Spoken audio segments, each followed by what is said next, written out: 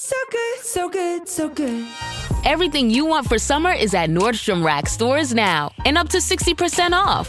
Stock up and save on the brands you love like Vince, Sam Edelman, Frame, and Free People. Join the Nordy Club to unlock exclusive discounts, shop new arrivals first, and more. Plus, buy online and pick up at your favorite Rack store for free. Great brands, great prices. That's why you Rack. Ready to soundtrack your summer? With Red Bull Summer All Day Play, you choose a playlist that fits your summer vibe the best. Are you a festival fanatic, a deep end DJ, a road dog, or a trail mixer? Just add a song to your chosen playlist and put your summer on track. Red Bull Summer All Day Play. Red Bull gives you wings. Visit redbull.com/brightsummer ahead to learn more. See you this summer.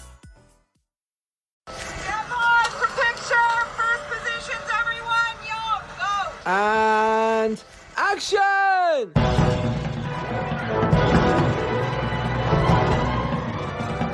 Hello and welcome to episode 243 of the Filmmakers Podcast. This is a podcast where we talk filmmaking, from indie film to studio films to high-end TV and everything in between. How to get them made, how to make them, and how to try not to F it up, in our very, very humble opinion. I'm Giles Alderson. I'm a writer, director and a producer, and I'm delighted to tell you that on this week's episode we have some of the team behind Chevalier. This is a brand new feature film from Searchlight Pictures and Element Pictures, directed by Stephen Williams, who is our first guest on today's bumper edition. Chevalier is the story. It's a true story of composer Joseph Bologna, who was a chevalier de Saint George. Basically, he was the illegitimate son of an African slave and a French plantation owner who rises to heights in French society as a composer before an ill-fated love affair. The film stars Alec Newman, Henry Lloyd Hughes, Cyan Clifford of the Serial Killer's Guide to Life fame, Minnie Driver, Samara Weaving, Lucy Boynton and Kelvin Harrison Jr. The latter two are also on this week's podcast. Yeah, that's right, Lucy Boynton and Kelvin Harrison Jr. Lucy has starred in Bohemian Rhapsody and Murder on the Orient Express, and Kelvin Harrison Jr.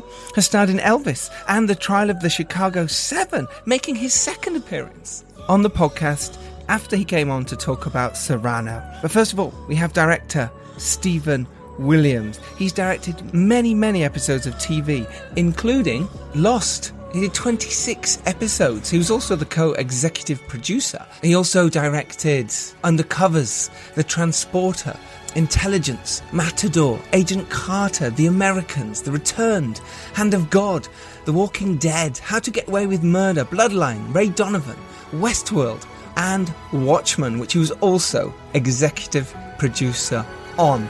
His last feature film that he directed was Shadow Zone, My Teacher Ate My Homework, in 1997, which we talk about on the podcast. But he is back, making another feature film since then with Chevalier. What do myself and fellow host Dom Lenoir talk about on this week's podcast with Stephen? We talk about why you need to tailor the text as a director when you're not the screenwriter, why you're only as good as your collaborators, how to be subtly manipulative, and why Stephen used screen grabs to inspire his crew. He also talks why he directed TV and how he met JJ Abrams, why you should hold out to make the film you want to make rather than taking work as a director for hire, and he gives you some amazing advice. And that's coming up for you on this week's episode of the Filmmakers Podcast. So I am doing a workshop for actors, working with directors. If you happen to be up in Lincolnshire, if you happen to be in the Grimsby area, the Lincolnshire area, I'm up there on Saturday the 24th of June doing this workshop for Lee Waddingham's brilliant acting links. So if you're around, do come along. Link to that is in the show notes. Don't let a door close on you this week. Basically, a rejection happened to me, and it got me down. I wallowed for maybe an hour, and then I got over it. And I thought, I'm not going to let that stop me. I've had so many of those, but this one just hurt. just niggled at me and just got me. But I thought, I'm not going to let that stop me. I'm going to kick the door down. And you should do the same. I don't mean literally, like James Cameron style, like how he did when he was pitching Terminator. Look it up, it's pretty amazing. I mean, for you, don't let anyone stop you doing what you need to do. And if that means going out of your way to make something happen and kick that door down, literally or metaphorically, then do it. Do it. It's your life. Only you can make things happen. Believe in yourself and get it done. So that's what I mean when I say don't let a door close on you. Next week on the podcast, we have another Stephen. That's right, we have Transformers Rise of the Beasts director Stephen Capel Jr. and also 2 more actors. We have In the Heights and Hamilton actor Anthony Ramos and Judas and the Black Messiah actress Dominique Fishback talking about their experience making Transformers. That's for you next week. So let's get to it. First up, Stephen Williams, the fantastic director of Chevalier. And then after we've chatted to Stephen, we'll be chatting with the actors, the lead actors of Chevalier, Lucy Boynton and Kelvin Harrison Jr. Sit back, relax, enjoy.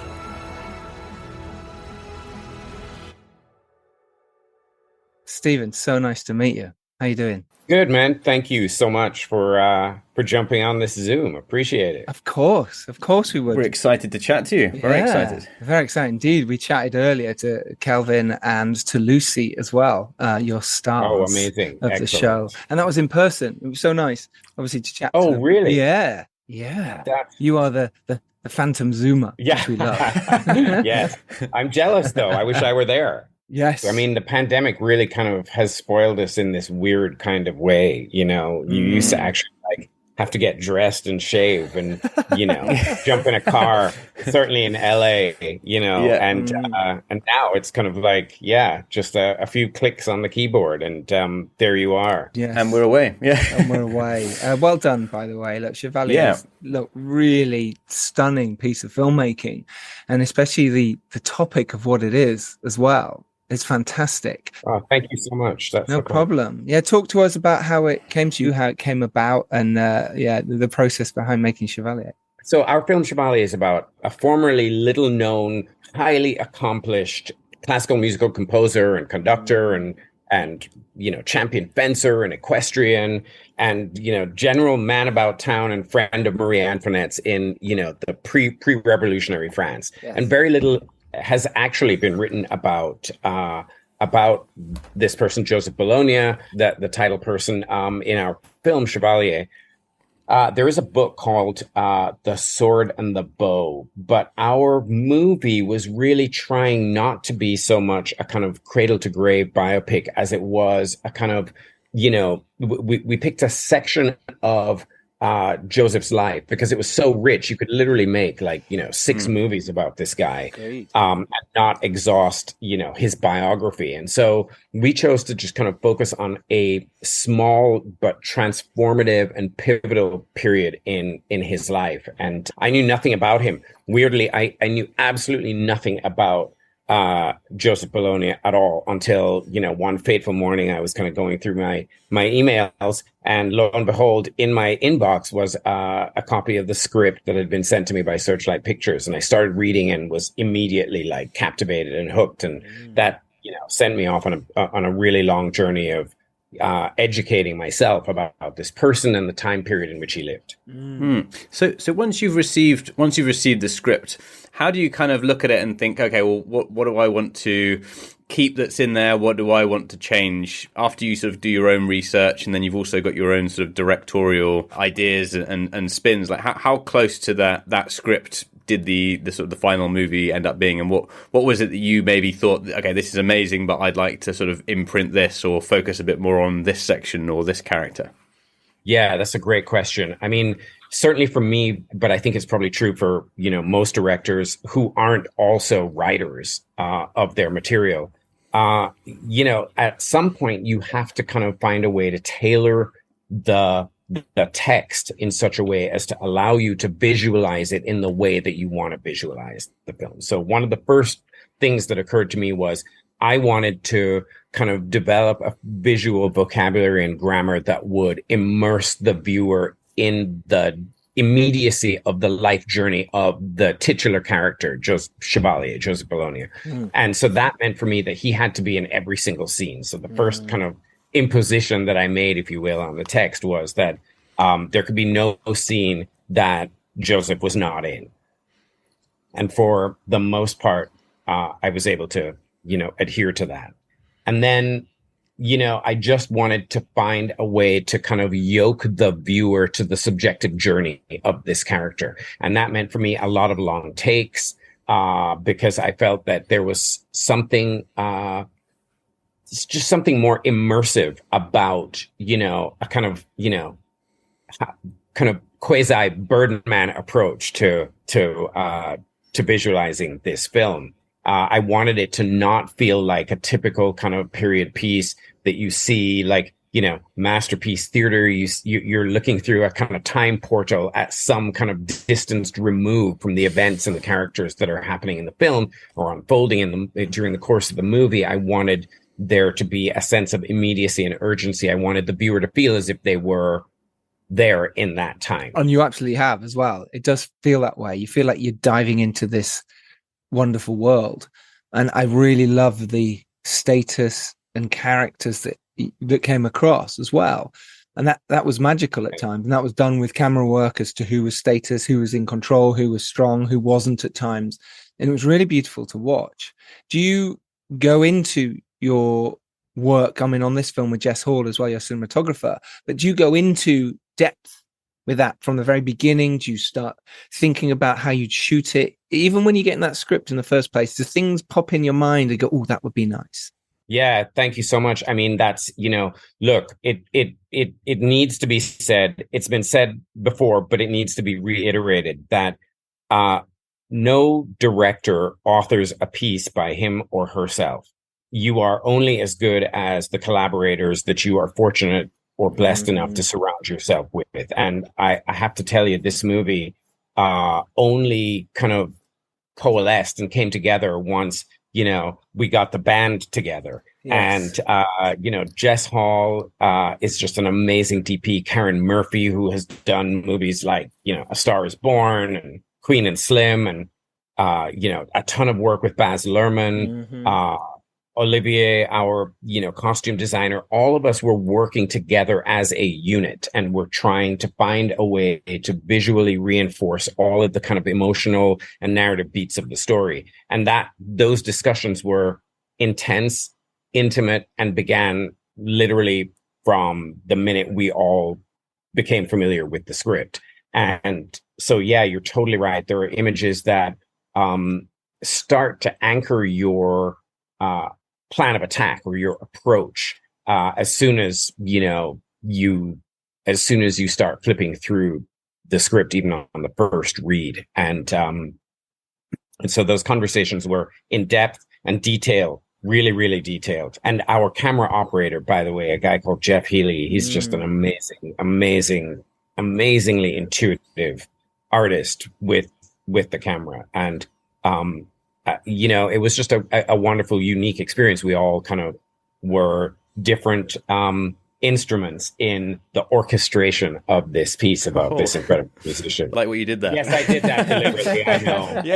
I appreciate it. It's a bit cringy, but I couldn't resist. But actually, sort of, leading on to that, like the camera is so fluid. And it does, almost sort of just guides you like a very seamless piece of music through, the music and the visuals are both so smooth, that it really does sort of flow you through with the pace of the film and the drama and also the era and the sort of the lavishness. I sort of mentioned that word again, but the sets are absolutely incredible. Did you, in terms of like working with your production designer, how did that collaboration sort of work to create such a stunning sort of backdrop to it all?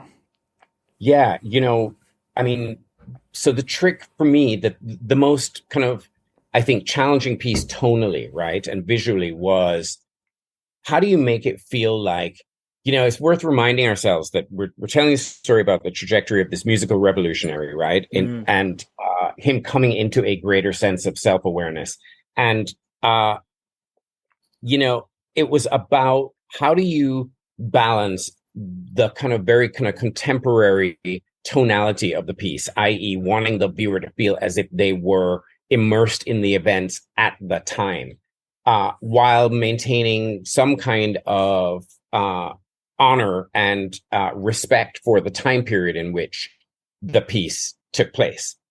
So that was like the kind of overarching mandate for us, how to be subtly contemporary.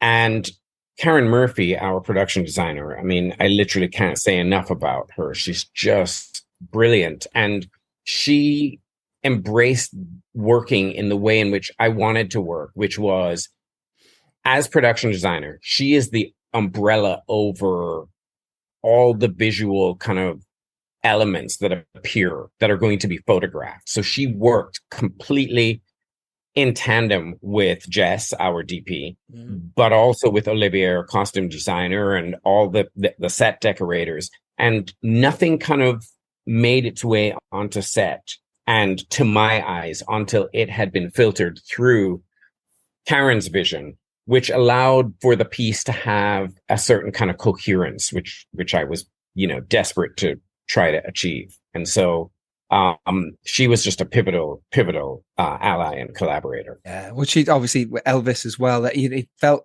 Yeah, Elvis. I forgot that. But I mean, in terms of her visualization of stuff, A Star Is Born, Elvis, and then Chevalier, you can totally see how that would make sense and how it would work. But were you showing them storyboards? Were you showing them these images that popped up in your mind? How do you grab those, and what is it that you actually do present? Yeah, that's a great question. I am a voracious consumer of movies. I've been a movie addict since as far back as I can remember. Again, not an original utterance from a director, but nonetheless true. And so I literally would do screen grabs of like every movie that I felt spoke to what we were trying to achieve, even if on the surface of things, it didn't necessarily appear to be, related to what we were after. There are sequences from, for example, The Graduate. I will, in the context of this podcast, like completely fess up to, there's a montage that happens kind of midway through the movie as Joseph Bologna, our hero, is setting about composing and rehearsing and putting together an opera, Ernestine, that was, curiously enough, written, by the way, by Monsieur Laclos, who wrote Dangerous Liaison, like the original Stephen Frears movie, but like the book of letters on which that movie was based. Yes. He wrote the libretto to Joseph Bologna's Ernestine. In any event, that there's a montage that Mike Nichols just so brilliantly kind of constructed in The Graduate that I used as inspiration for our montage, our Ernestine montage. So I would show that to our camera operator, to Jess, to Karen, and we then literally shot that montage to the bar. So there's no extraneous footage that doesn't exist. Like, it was literally, like, editorially speaking, it was cut the head and tails off those takes, put them together, and that's the montage. So I just had a storehouse of references, visual references, and I would literally be able to go, this scene wants to feel like this still grab, this still frame from X, Y, or Z movie. And we would, then that would become alchemically transformed by all the brilliance of the collaborators and evolve and change and become suited to our purposes. So you mentioned that you shot that sequence almost entirely as it was sort of planned.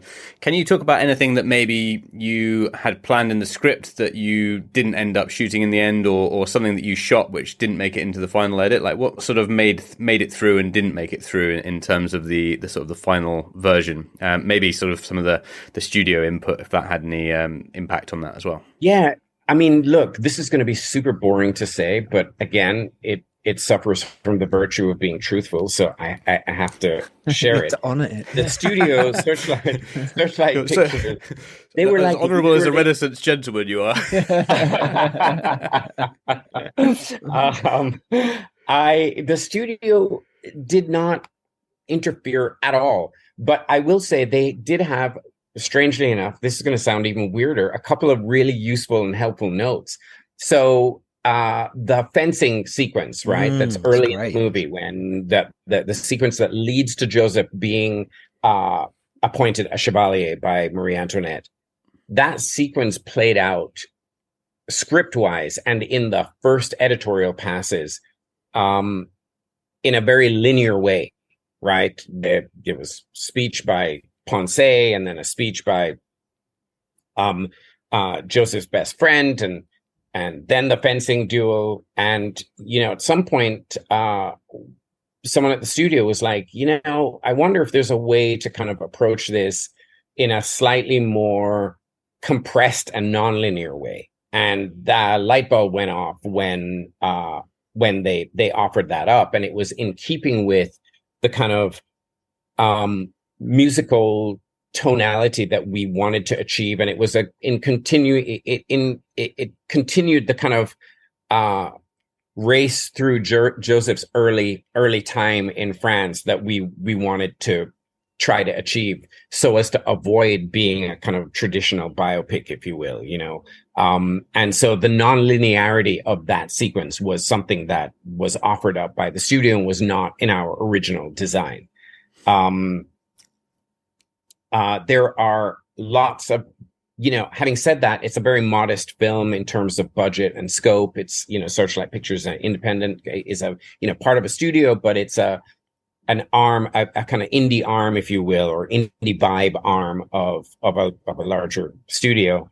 And so, we didn't have tons of time to shoot. We didn't have tons of money. And so there's very little. At some point they came to me and was like, what deleted scenes do you want to include in the DVD extras? And there weren't. There wasn't a lot to choose from. So, all of them. Yeah, exactly. I'll do a commentary. New movie. Exactly. It's very refreshing to hear like how supportive the studio is, and that's really nice actually as filmmakers, like really positive, helpful notes, like working towards the same goal. Yes. Really they really were. I mean, I wish I had horror stories to share in many ways. It'd be a lot more. They probably don't. Yes. Are you sure? Yeah, exactly. But there was this one time. No. It's interesting because like your last movie, right, was Shadow Zone. My teacher ate my homework in 1997. Yeah.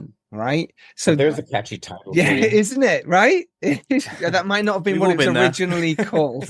Just throwing that out there. But how interesting! Look, you've had a huge TV career. Massive. Right. From Lost all the way through to the latest Watchmen, Westworld. The list goes on. Ray Donovan, How to Get Away with Murder, which I loved. I loved your episodes on that. Big shout out on Westworld as well. Absolutely. Look, this list is incredible. Agent Carter as well, which was a very underrated, I feel, TV series. But Haley Atwell, indeed, so many Brits were in that. My friend Richard Short was in that. So many cool people were in that show. But then to go back to film, it's that one of those things, isn't it? You're on that trajectory of making TV. And people often go from film to TV these days. For you, it's the other way around. So it'd be interesting to talk about that. And obviously, when this came to you from Searchlight, were you already looking for a film to do, or was this actually? Because I mean, like you say, this could be a TV series. You could have really gone into his life and kept going. Could still be. Could still be. Stephen, take this from us. This is just 10%. That's all we ask for. Is that all? And the directing credit for bargains.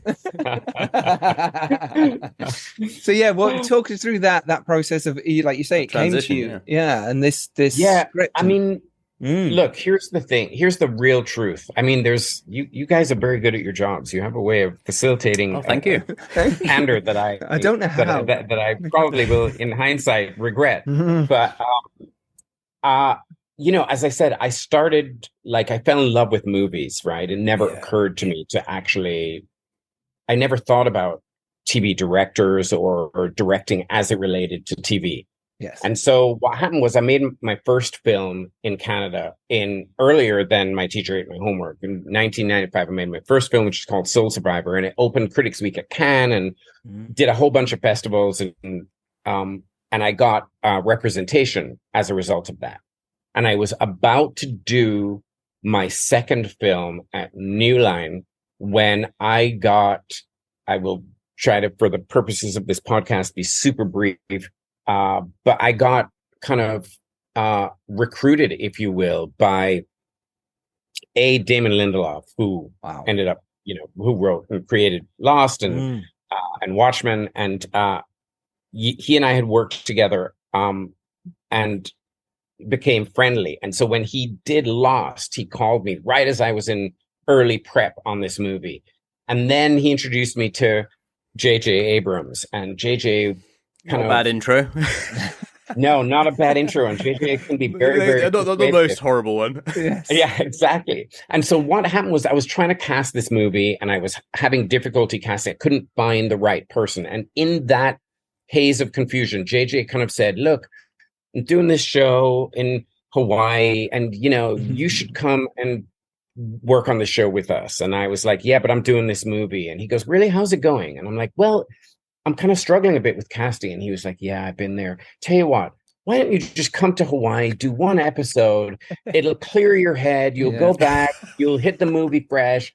And I was like, oh, that sounds like a good idea. I go to Hawaii, I do an episode, the show is not even started to air yet, it's first season.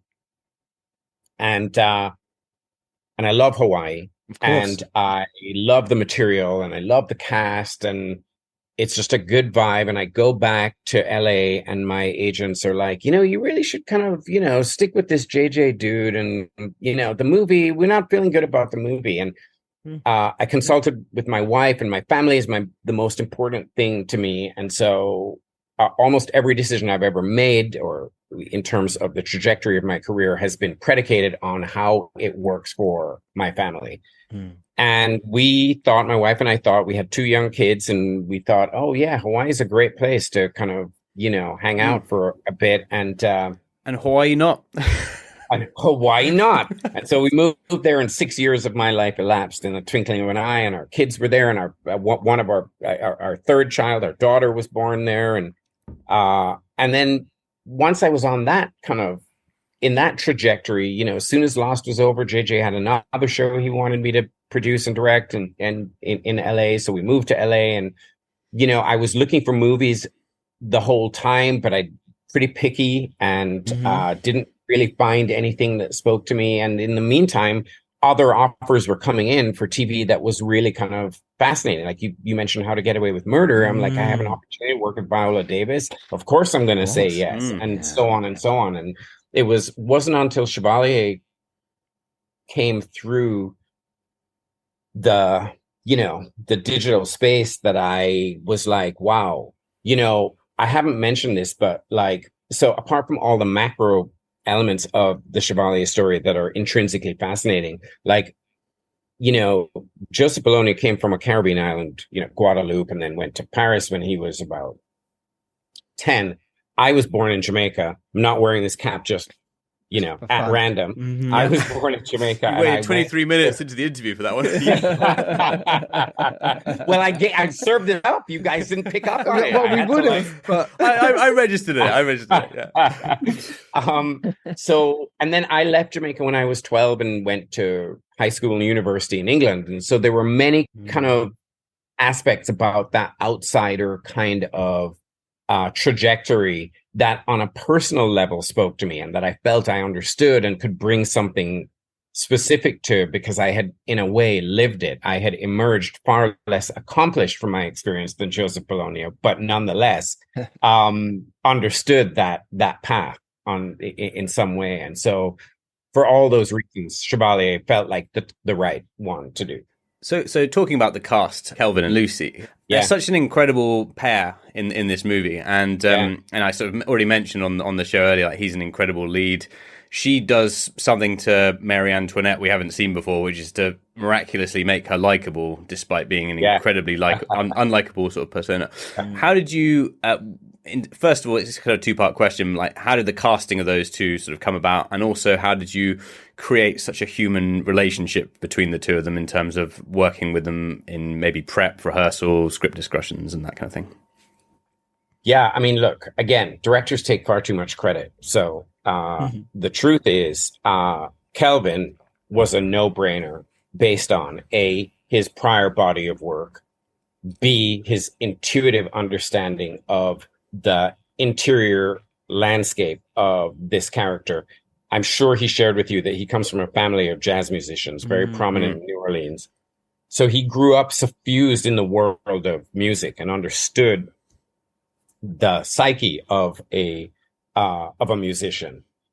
But beyond that, and he probably mentioned this to you too, the very first meeting I ever had with him, I was like, so here's the thing, man, you're going to have to learn how to play the violin because I don't want to shoot with a lot of cuts. There's not going to be a stunt double. And I personally think that audiences today are too sophisticated. The minute I cut to a close-up of hands or I'm on somebody's back, they're going to know it's not you, and it's going to take them out of the movie, and it's going to be completely antithetical to this whole immersion philosophy that I previously articulated.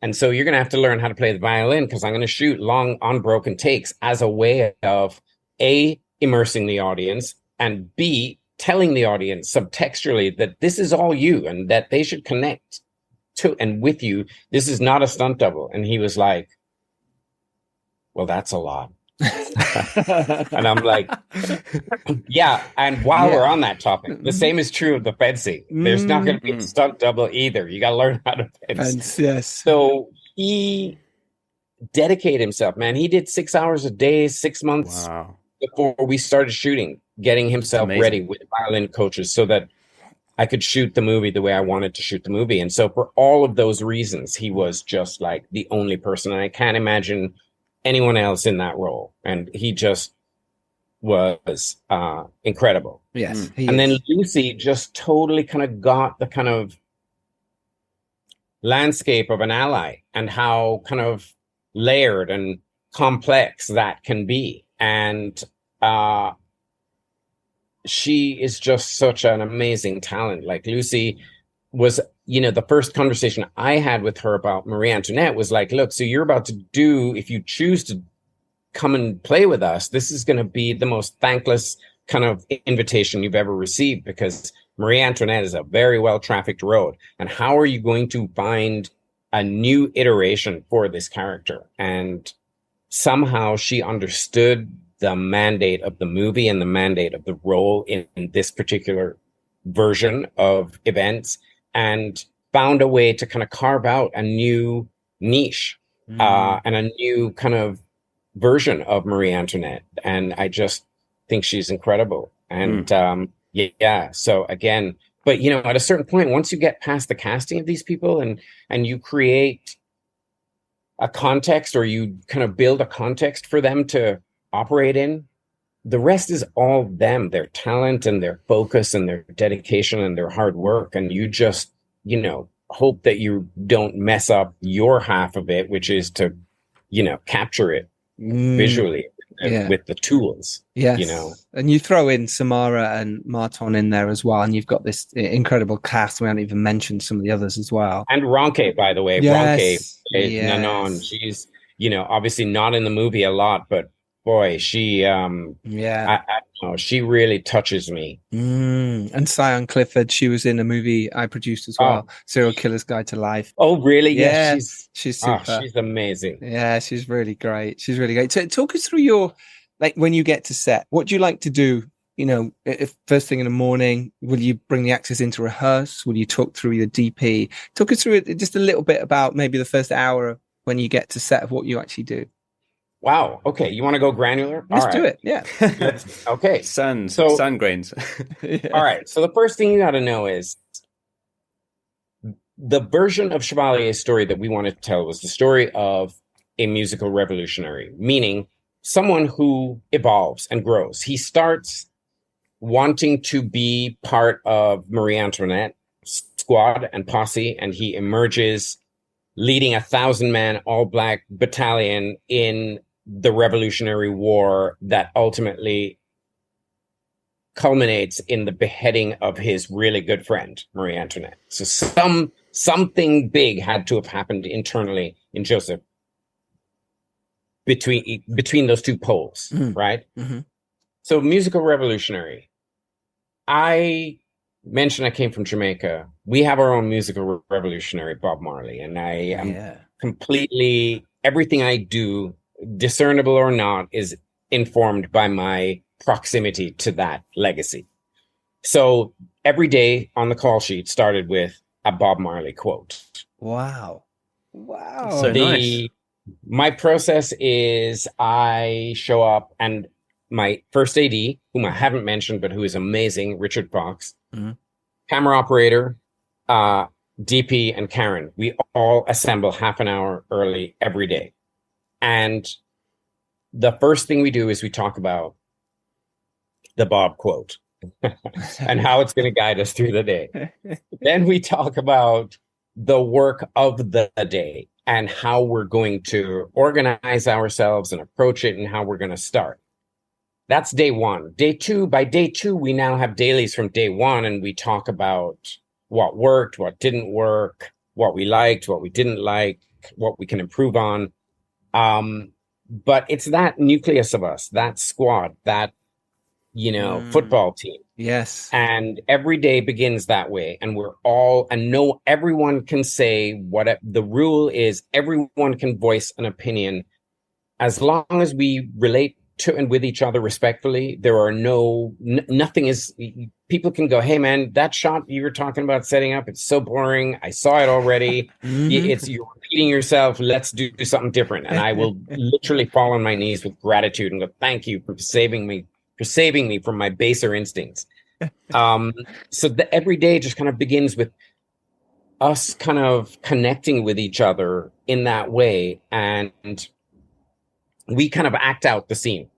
Wow. Before the actors get there, we kind of act out our version of the scene. So when the actors show up, I kind of go, hey, I was giving this some thought. It kind of felt like this could be the shape of the scene, but no one has to do anything that I just talked about. If you want to just stand stock still and not move, that's what we'll do. But this was my first crack at it. How do you guys feel? And in a lot of cases, they go, oh, that sounds good, or that works, that feels comfortable. Yeah, that's sort of what I was thinking. And sometimes, specifically, I'll give you a very specific example. Towards the end of the movie, before Joseph does his final concert, he's sitting alone at the venue in a chair, and Marie Josephine, his lover, shows up, and they have a scene.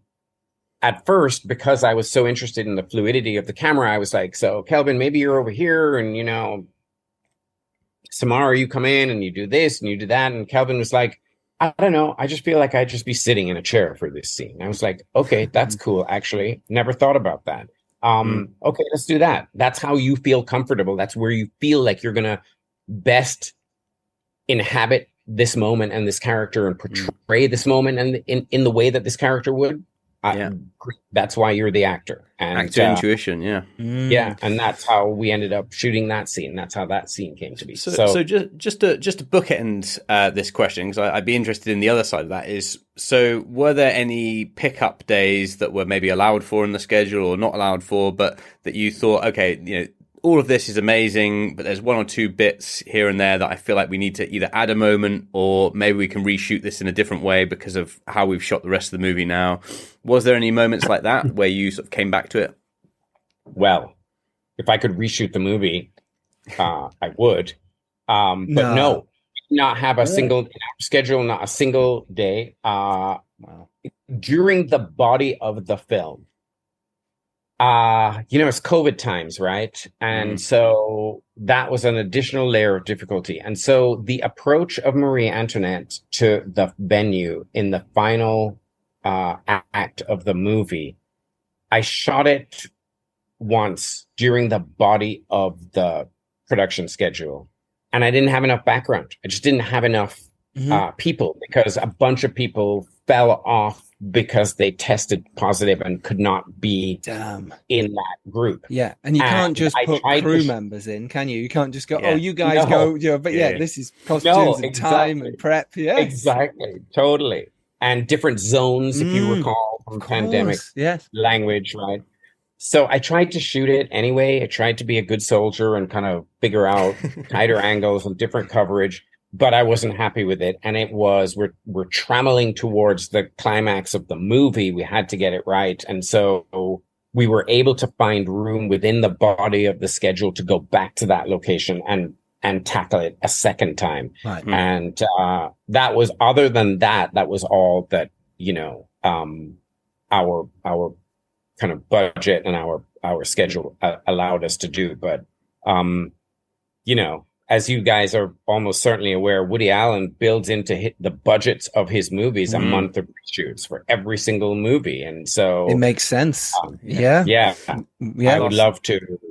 I would have loved to have had that opportunity, but maybe in the future. Yes. Do you want to ask a last question, John? Yeah, honestly, thank you so much for chatting to us as well. We could talk for so much longer. We know you've got limited time today. So look, in terms of that question, that advice for a director coming up now who's trying to get the first film made or get the second film or move into TV, what do you think worked for you and maybe what didn't, either one of the two, just to help our listeners out there?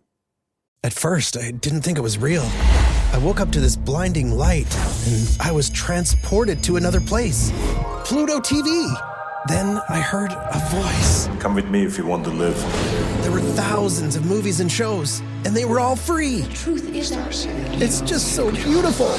On Pluto TV, free streaming of Terminator 2, Fringe, Arrow, The 100, and The X-Files may cause excitement, loss of sleep, and sudden belief in extraterrestrials. No credit cards or alien encounters necessary. Pluto TV. Stream now, pay never.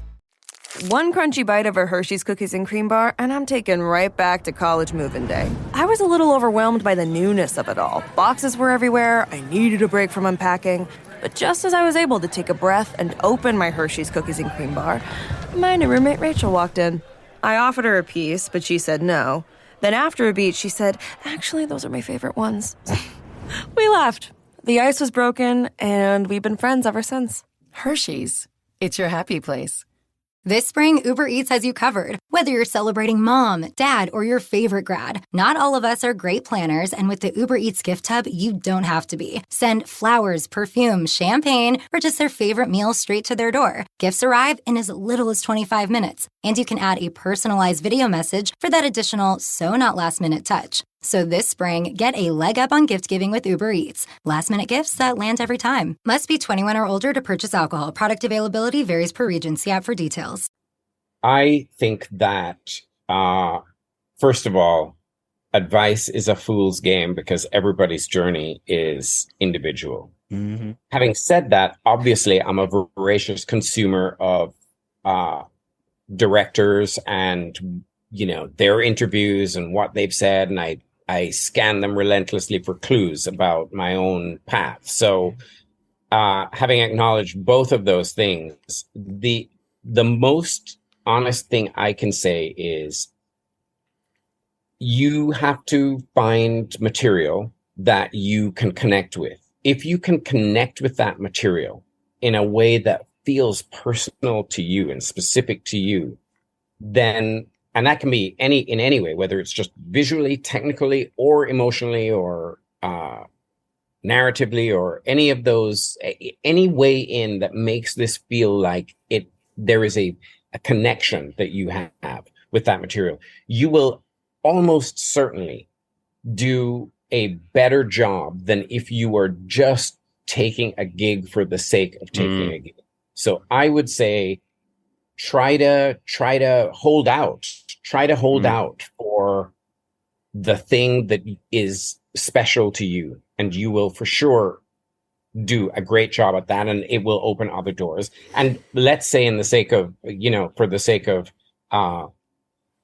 complete transparency, let's say it doesn't work out and lead to other things. At least you won't be left with that nagging feeling of, my God, not only did it not open other doors, but I bartered a portion of my internal real estate, my soul's real estate to do this. And now I feel doubly bad about myself. Yeah. So the best insurance about that is, like, I did something that I felt was honest and true to me. It didn't hit.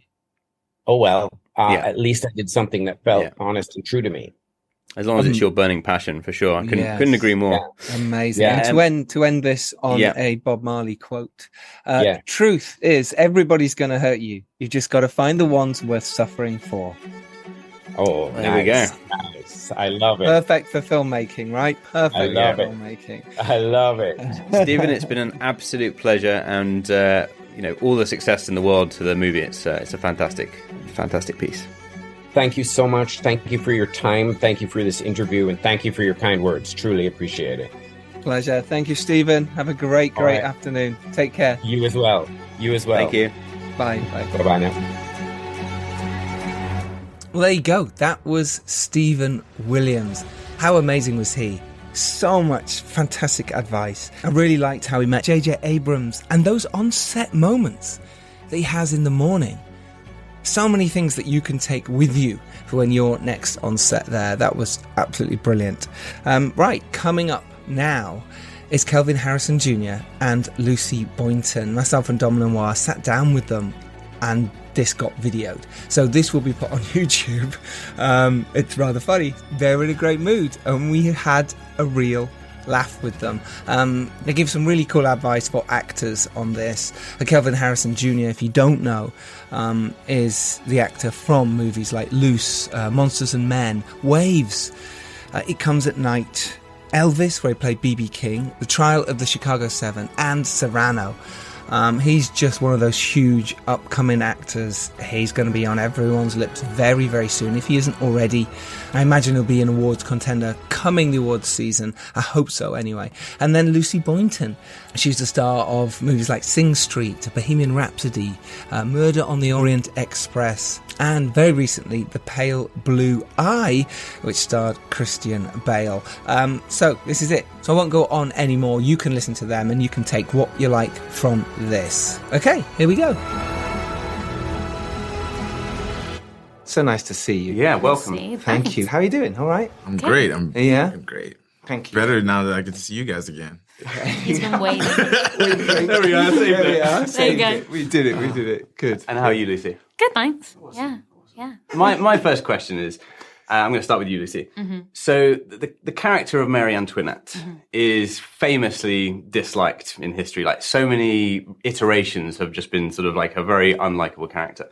You've brought something very human to it that I found really fascinating, and I think it's the best version of the character I've seen. So what is the preparation for you in terms of the writing, the direction, and how you prep the role? I think there's something kind of freeing about playing a character that has had so many iterations and is so well known, because usually when you're playing a real character, there feels like this responsibility to encapsulate every element of them into this portrayal, and you feel like you want to do them justice by showing it all. And with this, I'm very aware that I only have to show one side of her that is really relevant to this story and this film. And as you said, it's like she's been so villainized throughout history, and I keep saying it, but I think it's true that I think she's been villainized in a really kind of inaccurate way. And had she been villainized for what she does in this film, it would be completely warranted and deserved. But that hasn't been the case. So it was actually really interesting reading as vastly as I could, kind of trying to leave my preconceived ideas of her at the door, read as vastly as I could, and then, start to narrow down what was relevant to this portrayal and kind of really, strike that kind of that severity and why she chooses the decisions that she does, but make it kind of the ultimate villain. And what was it that Stephen worked with you as well on to really pull that out? Was there certain things he wanted you to watch, the two of you, but start with you, Lucy, was there certain things that you went, oh, that would work, or how about this? It wasn't so much watching and referencing material, it was just leaning into the lack of humanity in a way, that it's like she's very pragmatic in how she's serving her own needs and, behaving based on her own fears. So it's very self-serving, very self-protective. And so we kept trying to push it in the direction of like not being apologetic, not feeling guilty, just really remorseless. And it was so great to work so collaboratively with someone who really holds you accountable to that, so keeps pushing you in the direction that you both feel is right. But yeah, I had a great time working with him. Yeah, I can imagine. This is so good. I'm like, honestly, I'm taking notes in my head. This is such a well-articulated version of how to do the process. No, for real. Like, this is good. As if I came prepared. Can you talk about your process? Like, how did you? I mean, you're a very compelling lead in this. So, what was when you first read the script? What was it that sort of grabbed you about the character? And what did you think? Okay, I can bring my own sort of flavor to this, or my own approach. I'm the opposite. I winged it. I was just like, I Googled this guy. I told you, I was like, all right, put the wig on me. Let's see what happens. Yeah, just wave my hands around a bit. Really, I was like, all right, I guess I gotta. But does that play into the character? Because I mean, he is a sort of a charismatic, spontaneous character. No, I absolutely did not wing it. So much prep went into this. I can imagine the amount of prep is ridiculous. Yeah. You must have really gone there. Yeah. Did you know how to play the violin before? Well, it was my first instrument. Were you a fencer? Well, yeah. I did a little bit of both before. My first instrument was violin. I played when I was 7. I did it for a couple of years. The program went away. I stopped. Fencing, I started because of Cyrano. I originally was going to do like this big fencing scene, and then they saw it. I think Pete was a little threatened by how good I was, so he asked Joe to cut it. Yeah. That's the story I'm going to go with. Go with that narrative. But just same thing. It's like you just read a bunch of stuff and listen to. A lot of the music actually told me the most about Joseph, because what I had to remind myself is that I wasn't playing an athlete solely. I was playing an artist, and an artist is like I think their work, like, even, I don't know if you feel this way, but the movies you choose say a lot about you too. Mm-hmm. You know what I mean? The music you want to write about, what sounds you're interested in. I did study music, so you're thinking like, oh, are there a lot of augmented chords in here? Are there pentatonic scales in here? Are there, is it, a lot of dominant 7, or is it really major or minor, whatever is going on? And you're like, that kind of speaks to your sensibilities. And then you kind of have a musicality in how you want to present this. Like, where is he? Is he more cynic? Is he more cynical? Is he more positive? What's his vibe?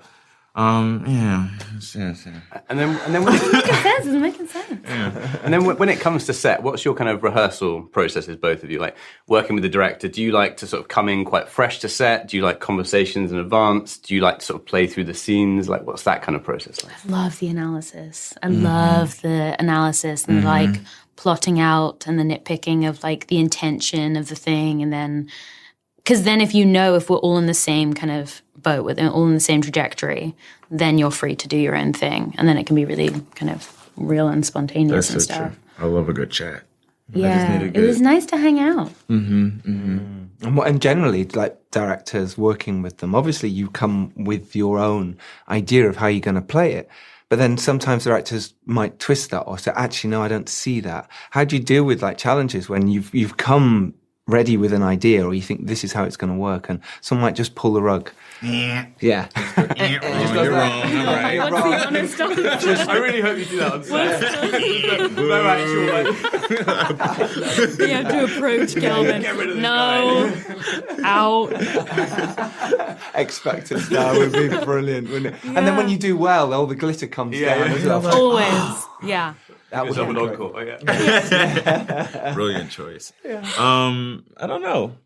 You just try it. You just try it.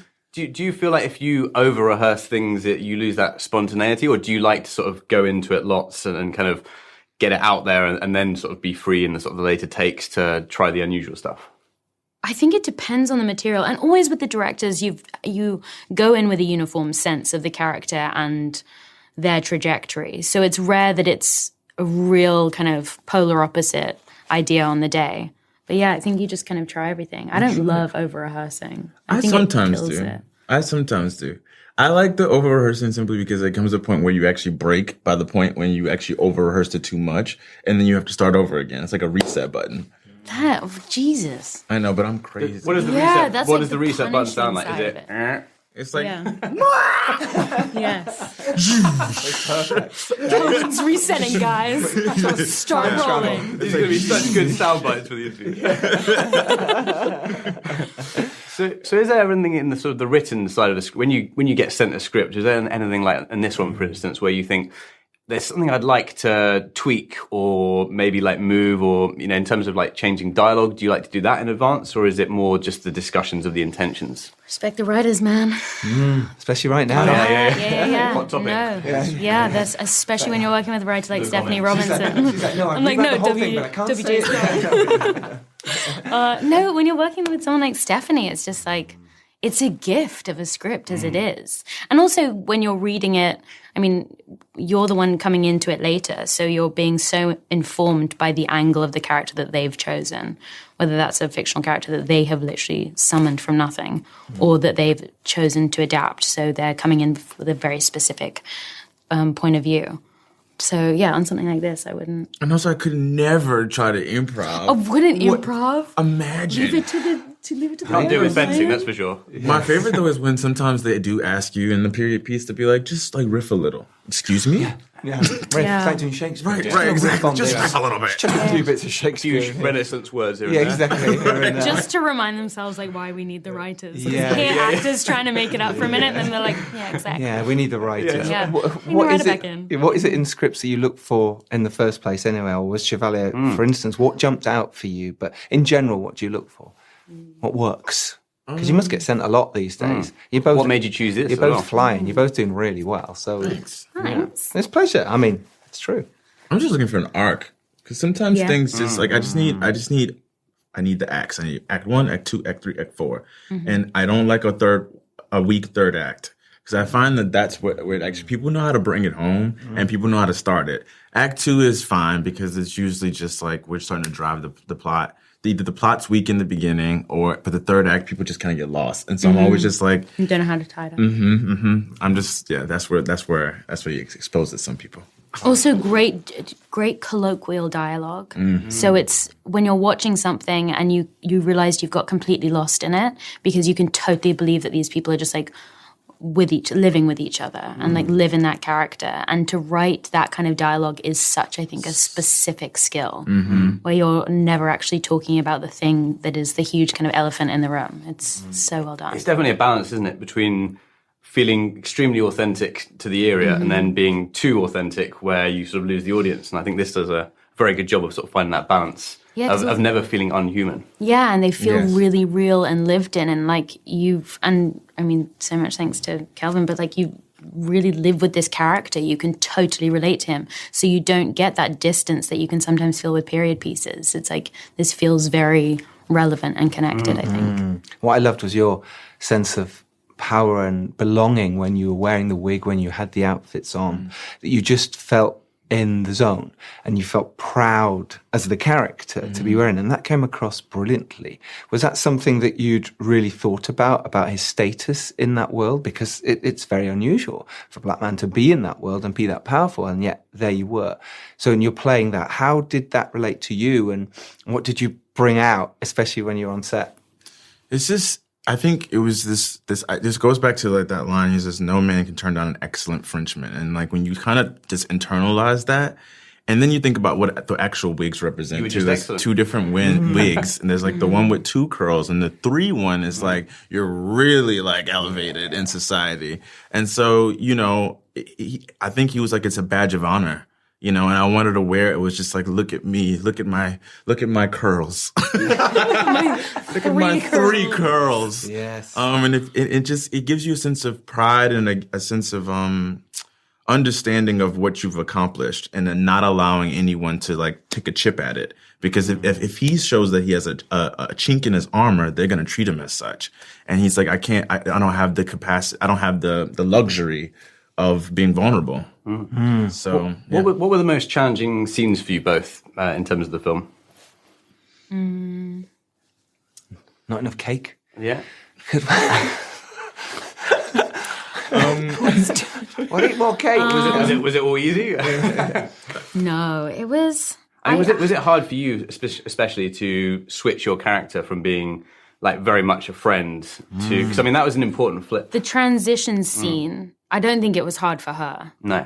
But it was pushing it to that place of like, of really not wanting to let the audience, not inviting any empathy in. And because when you go to the real extreme, then it is these 2 people. Like, of equal and opposite, of the extent that he is so good and so honorable, she is so vile. And so that actually becomes like easier in a way because you know the balance and you can see that really clearly and go all in. But those transition scenes where she still thinks she's not doing anything wrong and it just has to be this way, it's finding the balance of like keeping, the audience on the outside while understanding kind of her journey. I felt very conflicted about your relationship. Actually, I thought it was very, very touching. The sort of how it ended up. I thought you were like a tragedy in a way. Yeah, I thought you were both brilliant. Yeah. Actually, fantastic in the film.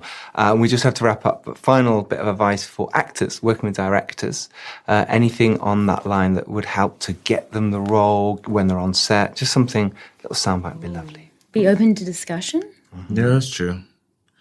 Just be willing to play. That's what it comes down to. Like what I've learned, because I'm actually a control freak, and I have authority issues. But I find that my best work and the times I have the most fun is when I kind of go, I'm not trying to I'm just releasing. I'm trusting this person, whether I agree with their choices or not. I'm going to go for the ride, and I think that's the only thing you can do. Yeah, and it's that kind of collaboration and lack of ego. Yes, that's the big one. Yeah, also because it's not protecting yourself, not feeling like self-conscious about trying things and failing. It's like just go for it. And which I guess is also down to the director making you feel like you have the freedom and the space. And to it's a safe go environment. That's true. That's that's a note for all the directors out there. Yeah. Make sure you create a safe environment. Got a few listening, probably. Yes, indeed. Thank you so much for your time. We really enjoyed the film. Yeah, it's really brilliant. You two are fantastic in it, so thanks for your time. Thank you. Appreciate it. You can go out there and make your indie film. You can go out there and make your studio film. Studios can get behind you, know what you're doing. Maybe you should hold out to making the film you want to make. It's totally up to you. Whatever it is, go out there and make it happen for you. And if you're lucky enough to rise up and do well, it is your duty to send the elevator back down. We will see you next Tuesday, as always, on this podcast, except when it's a Wednesday when I put it out late, which has only happened once. And as I say, I'm going to say it every time now, it's the one time I wasn't there. Yes, you were also in Cannes with me. Well, yeah, that's true. So there is that. I'm also responsible, I suppose, in a roundabout way. So until that lovely time when we see you again, or you hear from us again, take care and really do be inspired to go out there and make your film. Yes. Till then, thank you, Dom. Thank you, John. Take care, everyone. Starting a business can seem like a daunting task, unless you have a partner like Shopify. They have the tools you need to start and grow your business. From designing a website to marketing to selling and beyond, Shopify can help with everything you need. There's a reason millions of companies like Mattel, Heinz, and Allbirds continue to trust and use them. With Shopify on your side, turn your big business idea into... Sign up for your $1 per month trial at shopify.com/special offer.